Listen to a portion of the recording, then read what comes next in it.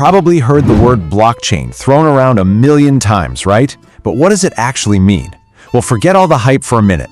Today, we're going to break down how this technology works as a trust machine. And trust me, it's a much bigger deal than you might think. So let's start with something we've all felt. Have you ever tried to send money to someone and the transaction just fails for some mysterious reason? Or you get hit with these crazy, unexpected fees? It's a super common frustration with the way our financial systems work right now. You know, all these little annoyances, a server going down at the bank, a security scare, or just hitting some arbitrary daily limit, they all point to the same core problem. When one single company, like a bank, controls everything, you have a single point of failure. The whole system can be surprisingly fragile. And this is exactly what got people thinking, there's gotta be a better way, right? To really get that better way, we're not gonna start with a bunch of complicated code. Nope. We're gonna start with a really simple story. Just a dinner with some friends. And this one little analogy, well, it's the key to unlocking this whole huge idea. All right, so picture this. You've got Jack, Ted, Sam, and Phil. They go out for dinner, and Jack, being a great guy, covers the whole bill. Now everyone else just needs to pay him back their share. Seems simple enough, doesn't it? Well, maybe not so simple. Using the normal banking system, Phil's payment goes through. Perfect. But then Ted tries to send his share, and nope, transaction failed. Sam is up next, and he gets some vague error message about a bank issue. So now Jack's just sitting there waiting for his money, all because of a system they can't control or even see into. And this is where our story takes a really interesting turn. The friends decide they're done with the old way. They're going to try that better way we were talking about. A new technology designed to solve exactly these kinds of problems. Blockchain. Okay, so let's run that dinner scenario back. But this time, they're using blockchain. Phil sends his 2 Bitcoin to Jack. That transaction creates the very first block in our new system. Think of it like the first entry in a new shared digital notebook. It's a permanent record of what just happened. All right, now Sam sends his 2 Bitcoin to Jack. This creates a second block. But here's the cool part. This new block isn't just floating around. It's digitally chained to that first block using a super secure code. We're starting to build a chain. Finally, Ted sends his 2 Bitcoin. A third block is created, and boom, it gets locked onto the second one. And just like that, we have a blockchain.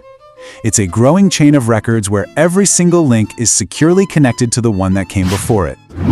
Now, this chain of blocks, this digital notebook, it has an official name. It's a ledger. But here's the kicker, and this is what changes everything. Unlike a bank's ledger, which is hidden away on their private servers, this one is shared. A copy of it is given to everyone in the network. In our story, that's all 4 friends. And that one difference is what makes this system so much more powerful. A bank's ledger is centralized. It's controlled by them. And as we saw, that creates a single point of failure. A blockchain ledger is distributed. Because everyone has a copy, there is no single point of failure. The system is tough, and it's totally transparent to everyone who's a part of it. The fact that it's distributed is also what makes it incredibly secure. So let's talk about why you can actually trust this shared ledger. What makes it so resilient and essentially hacker-proof? Let's try and break the system. Let's imagine Phil, after sending his first payment, only has 1 Bitcoin left. What happens if he gets a little greedy or just makes a mistake and tries to send Jack 2 Bitcoin that he doesn't actually have?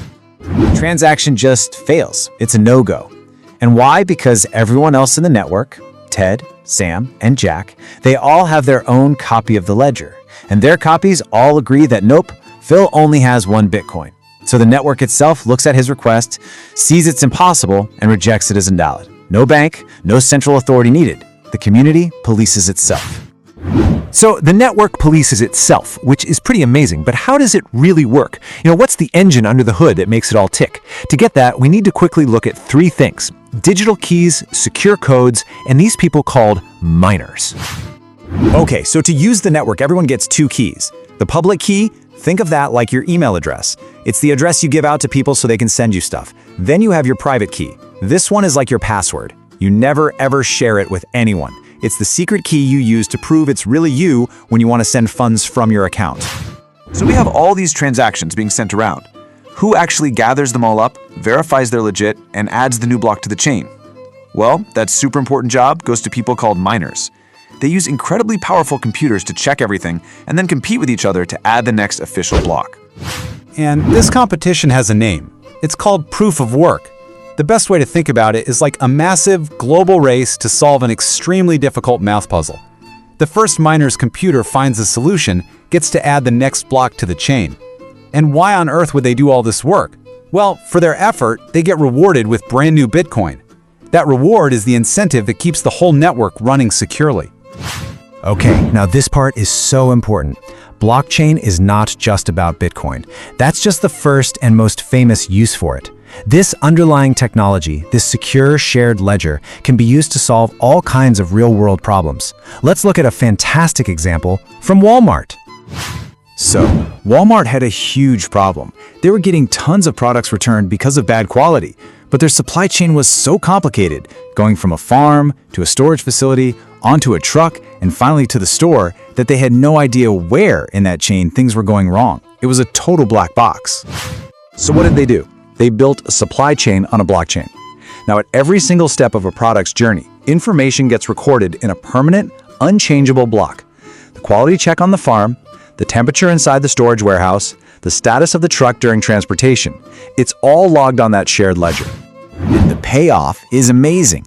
Now, if a customer returns a bad head of lettuce, Walmart can scan it and trace its entire journey back to the source in just a few seconds.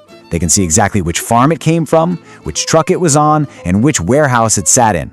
They can find the source of the problem almost instantly.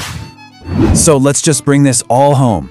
From our friends at dinner to Walmart's massive global supply chain, it's the same big idea at work. Blockchain is just a shared, secure, permanent digital record book. The key is that no single person or company controls it. It lets us trust each other and transfer value without needing a middleman, and its potential applications go way, way beyond just money. That really just leaves us with a final question to chew on. If this one idea, a shared, trusted digital ledger, can fix a dinner bill and a global food supply chain, just imagine what other big global problems it could solve next. Think about systems that rely completely on trust, like voting, or healthcare records, or property ownership. What could this technology reinvent? That's what makes this so much more than just technology. It's a whole new way of thinking about how we build our world.